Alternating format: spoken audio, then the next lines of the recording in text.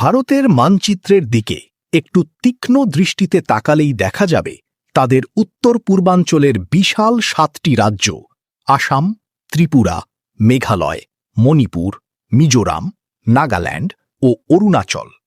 মূল ভারতের সাথে ঝুলে আছে মাত্র একটি সরু রাস্তার মাধ্যমে, সামরিক ভাষায় যাকে বলা হয় শিলিগুড়ি করিডর বা চিকেনস নেক।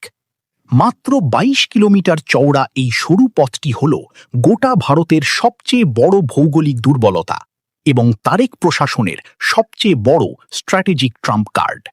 যদি ভুল করেও মোদী সরকার বাংলাদেশের দিকে পা বাড়ানোর দুঃসাহস দেখায়, তবে সবার আগে এই শিলিগুড়ি করিডর চিরতরে অবরুদ্ধ হয়ে যেতে পারে।